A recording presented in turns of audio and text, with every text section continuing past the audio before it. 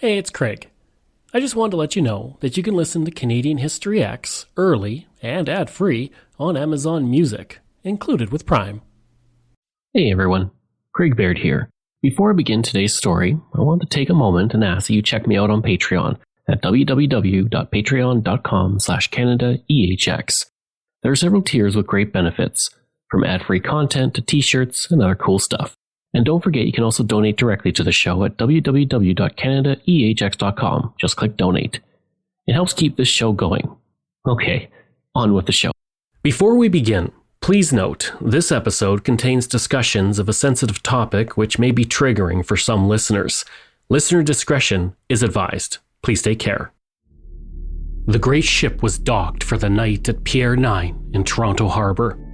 On board were hundreds of people who had been enjoying a pleasure cruise through Lake Ontario and Lake Erie.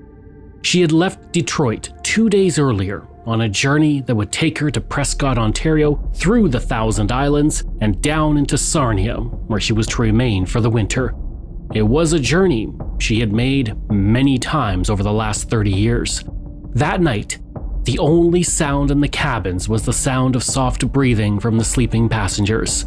But in a locked linen closet on sea deck, disaster loomed as smoke began to sneak out into the corridor. Hours later, as the sun spread its rays over Toronto, it shone a light on one of the city's most horrific scenes. I'm Craig Baird, this is Canadian History X, and today I am bringing you the story of the SS Noronic fire.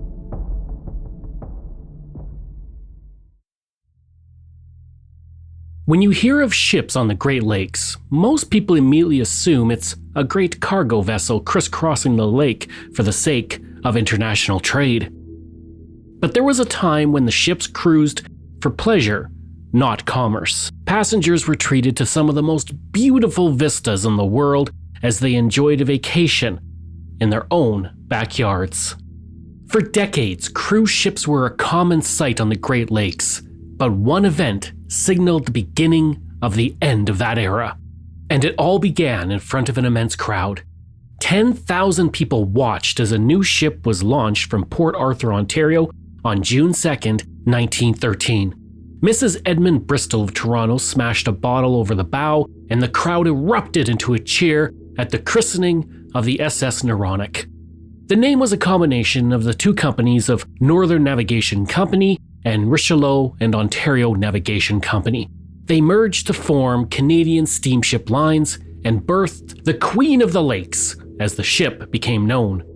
It quickly became a source of pride for the company.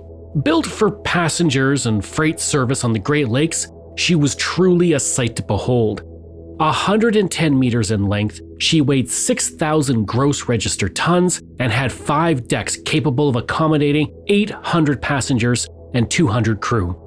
She was the largest and fastest ship on the Great Lakes when she first touched the water, and Noronic was the luxury cruise ship of her day.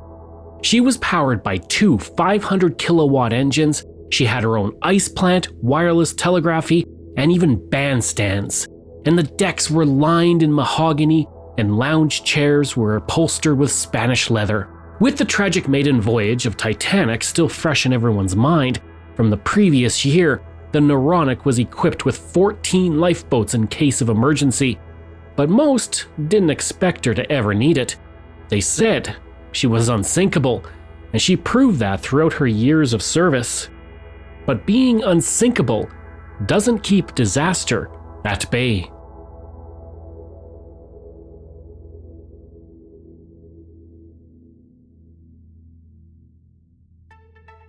She might have been unsinkable, but she did still have problems over the course of her first 30 years of service. The engine failed on an early voyage and she was too tall and needed to have her hull width expanded to improve her ballast.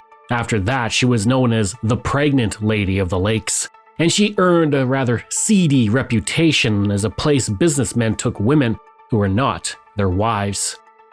In 1946, the ship was attacked by strikers angry about the use of temporary workers during a labor dispute with the operators of the Welland Canal. And despite various troubles and the unsavory reputation, Noronic was still plying the waters of the Great Lakes at the end of the 1940s. And that brings us to today's story.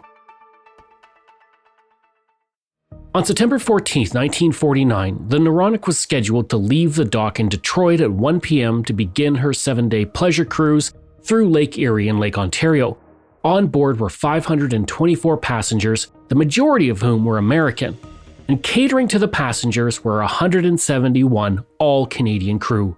The journey would take them east to Cleveland, Ohio to pick up passengers. She would then head north through the Welland Canal to Toronto, then over to the Thousand Islands region, and then back all the way to Sarnia where she was to dock for the winter. In all, it would be a 1,600-kilometer journey. Louisa Dustin was one of the passengers on board. She was the paymistress in the accounting department of the Canada Steamship Lines office, and after spending 30 years with the company, she had been rewarded with a ticket on the ship for a small vacation.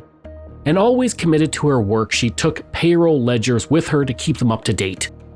Now, in command of the ship was Captain William Taylor. He began sailing 47 years earlier as a fresh-faced 19-year-old working on the St. Clair River. Now he was in his mid-60s, overseeing happy passengers on a luxurious boat. It was a quiet cruise to Toronto, and many of the passengers stood on the decks watching as the setting sun sparkled off the city skyline. At the time, the city had much to celebrate. It was booming after the Second World War, and many were still celebrating the fact that a few months earlier, the Toronto Maple Leafs had won their 3rd consecutive Stanley Cup. A week before the Noronic arrival, Toronto had celebrated a groundbreaking ceremony. On September 8th, the city prepared for Canada's first subway. Everyone aboard was buzzing with excitement as the ship docked. Louisa Dustin and her friend Nellie Burr left the Noronic to visit fellow Canadian steamship employee Nick Nicholson. Captain William Taylor and Josephine Kerr, a passenger, left the Noronic to attend a party at the home of an Imperial Oil executive. And the ship was in fine form, resting on the water at Pier 9 as they left. It wouldn't be in a few short hours.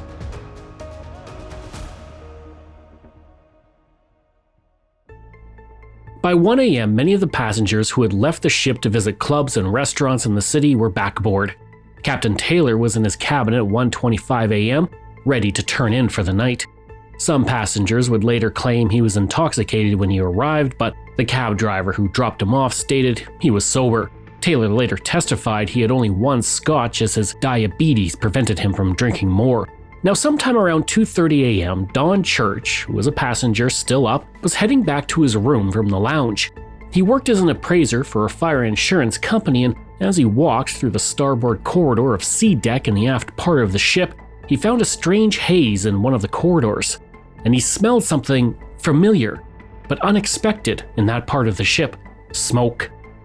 He followed the smell to a locked linen closet near the women's washroom.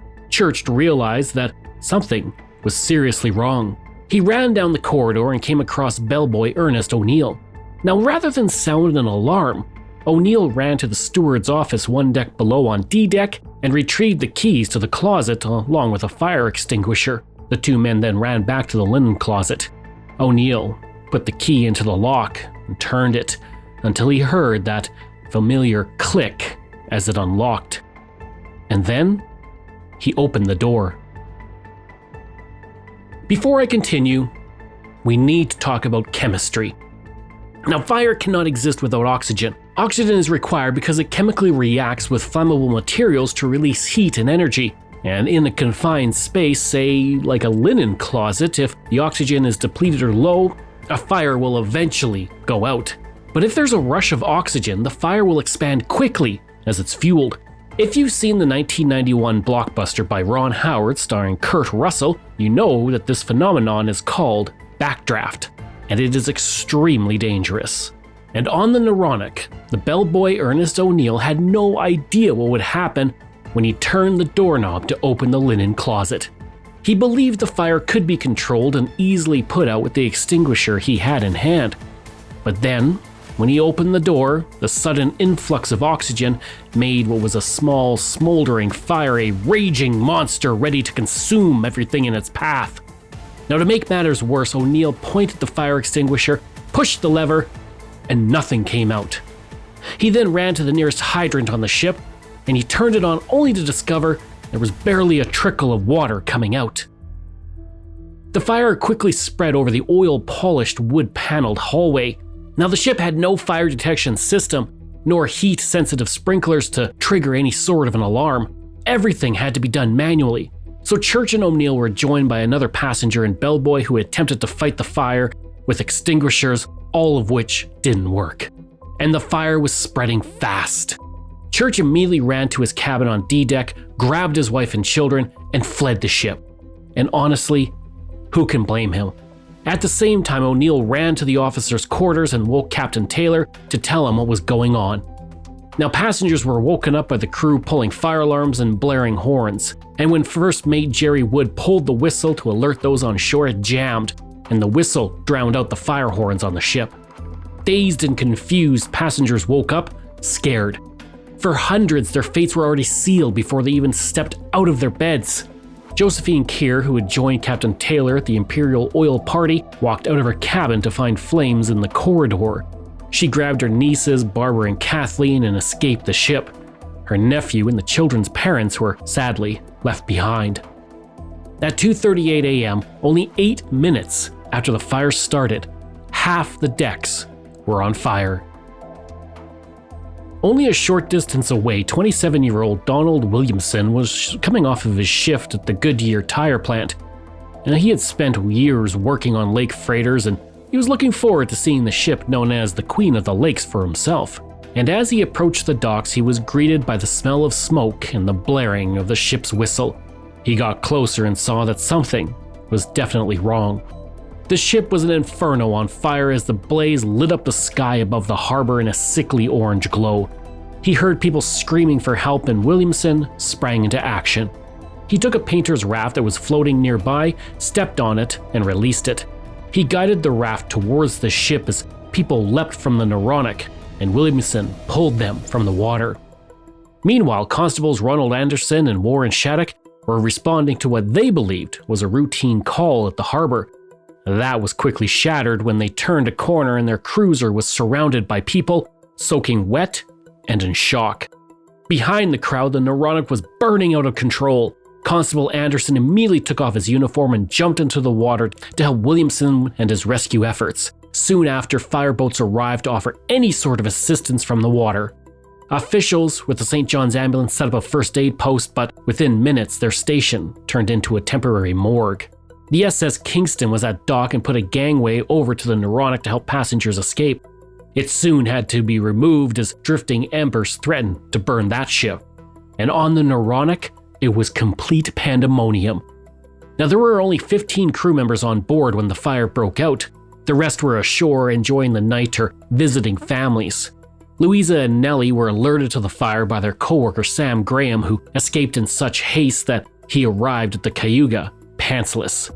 Louisa realized that the payroll ledgers were still on the ship, while Burr's only thought was for her daughter Eva, who was asleep in their cabin. The women raced back to the ship and boarded it, as others were jumping to safety. On the upper decks, the crew failed to do a sweep up to alert passengers, and most woke up to the sounds of people screaming. Men, women, and children ran out to discover the fire, and all escape routes blocked by the raging inferno. Some were lucky enough to have their cabin portholes smashed by fire crews outside, and they were dragged to safety. Unlucky ones either suffocated to death or burned alive. In corridors, people were trampled as passengers in a blind panic searched for an escape. Those who made it to the top deck simply jumped off the ship. Some landed in the water with minor injuries. Others crashed into the pier and were killed. And many who jumped were on fire and screaming. Andre Cinq-Mars was passing through when he saw the fire. He said, "It was a nightmare. There were people hanging on ropes and a lot more screaming from behind a cloud of smoke. I helped an elderly woman and a couple of men to the dock, but it was impossible to reach the people almost enveloped in flames." Josephine Keir's niece, Barbara, was unable to climb down one of the cables connecting the ship to the dock by herself, so Arthur Alves, a golfer from Cleveland, grabbed her and put her on his shoulder as he escaped the ship. Keir jumped off the ship but hit the anchor cable and injured herself in the fall. Ross Leach took his water taxi across to help rescue efforts, and as soon as he was spotted, passengers started to jump off the ship into the water around his boat. He told the Toronto Star, "Some of them landed on the roof of my cabin and broke through it. It was a gruesome night, and by the end of it, his boat was covered in blood. Nonetheless, he rescued over 150 people from the water through the night." Within 15 minutes of the fire being discovered, a fire truck, pumper truck, hose wagon, aerial truck, rescue squad, fireboat, and high-pressure truck all surrounded the ship to put the flames out, and every ambulance within a 30-kilometer radius was on its way. Taxi drivers provided free rides to get injured passengers to the hospital, and before long every hospital in the city was filled. Some passengers were taken to temporary aid stations at the Royal York Hotel and King Edward Hotel until they could be transported to hospitals. And for those on the pier, the sound of the ship's whistle and the sirens of emergency vehicles was soon drowned out by the shrieks of those dying on the Noronic. When the first rescue ladder was extended up to B deck, so many passengers rushed onto it that the ladder broke in half. Those who fell off were quickly rescued from the water, and by the time fire crews arrived, the hull of the Noronic was burning white hot, and decks began to collapse on top of each other as the ship's support structure melted. For an hour, firefighters drenched the ship with their hoses until she was so full of water that she started to list towards the pier before righting herself. But at 5 a.m., the fire was finally extinguished. Firefighters had poured 6.4 million liters of water on the ship from 37 hoses, and it took an extra 2 hours for the ship to cool down enough for firefighters to even step foot on it. And what they saw would haunt them for the rest of their lives. It was horrific. Charred corpses littered the burned-out corridors of the ship. Many were embracing each other in death. Some bodies were so burned that forensic dentistry would have to be used just to identify the remains. Firefighter Tom Benson said, "We got aboard at daylight and there were bodies everywhere. Some were cremated with just a skull or backbone remaining. The intensity of the heat was such that the human bone was incinerated. Every glass window on the ship had melted or been smashed, and every stairwell but one was destroyed." Toronto Star journalist Edwin Feeney said, "I saw the blackened bits that were once people. There was a young woman clutching her baby. The remains crumpled when picked up by firemen." One person stated the ship looked as though giants with huge blowtorches had been long at work on it. The final death toll was 118 people, most of whom died from suffocation and burns. Of all those who jumped, only one drowned. In an inverse of many ship disasters like the Titanic, it was those on the lower decks who actually had a better chance of survival thanks to portholes they could get through and into the water. Of the 281 people with cabins on D deck, there was only one death. Both Nellie Burr and her daughter Eva escaped the ship, as did Louisa Dustin, with the payroll ledgers, but she suffered serious burns over 40% of her body. She died 3 weeks later and was the only casualty employed by the company. The department stores Eaton and Simpsons both donated clothing to the survivors, along with donations pouring in from across Canada to the Red Cross. And as families mourned and Canadians read the news in shock, others looked for someone to blame. On September 25th, 8,500 people attended a memorial service at the C&E Coliseum. Mayor Hiram McCallum read messages from the city's councils of Cleveland and Detroit, and Michigan Governor Menon Williams. In the House of Commons, an inquiry was launched 11 days after the fire. A committee led by Supreme Court of Canada Justice R.L. Kellogg interviewed witnesses and looked over the evidence of the disaster over 5 weeks. The cause was never truly discovered. While some suspected arson, it was deemed the fire was likely caused by a member of the laundry staff carelessly dropping a cigarette in the closet. 2 witnesses saw maids smoking near the linen closet earlier that day. And since the closet contained a cardboard box that was used as a garbage bin, it is believed one of the maids threw a still-lit cigarette into that box. Now, many blamed the crew and called them cowards for not triggering the first alarm or calling the fire department before the fire spread. The interior of the ship was also blamed as it had oiled wood instead of using fireproof material. And the inquiry was also critical of the fact passengers were never informed of evacuation routes on the ship, which led them to try and exit from the ship from one deck instead of all decks. Plus, none of the fire extinguishers were working. Now, a lot of this wasn't the crew's fault. The company had instituted a policy in which only the crew knew fire drill procedures. They did not want vacationing passengers to be bothered by those drills. But after the disaster, new guidelines were put in place for all cruise ships on the Great Lakes. Most of the ships would not meet the requirements without having massive retrofitting. And rather than deal with the cost, companies just laid up their passenger ships and scrapped them. The last of the great passenger ships were retired from service in the late 1960s. The Noronic was eventually taken apart and its hull was towed to Hamilton where it was scrapped, and lawsuits from the disaster totaled over $2 million. As for the whistle on the ship, it was placed in a nautical museum on Toronto's waterfront. But what happened to the captain of the ship? As the fire raged during that horrific September night, Captain William Taylor ran through the corridors, breaking windows to help passengers escape. He remained on board until nearly the end and was one of the last crew members to abandon ship. It took weeks for him to recover from the severe burns he suffered to his hands and face, and at first many called him a hero.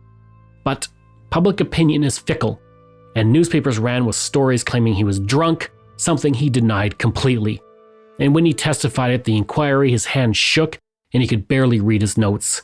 And many witnesses corroborated his statements and asserted that he acted heroically and was not intoxicated. After the Canadian Department of Transport blamed him for failing to take adequate precautions against the fire, he had his master's certificate suspended for a year. Taylor spent the rest of his life working as a desk clerk at a hotel in Sarnia while living in a small apartment. He never sailed again, haunted by the memories of the tragedy that happened under his watch, and he passed away on February 17th, 1962. I hope you enjoyed that episode and our look at the SS Noronic fire.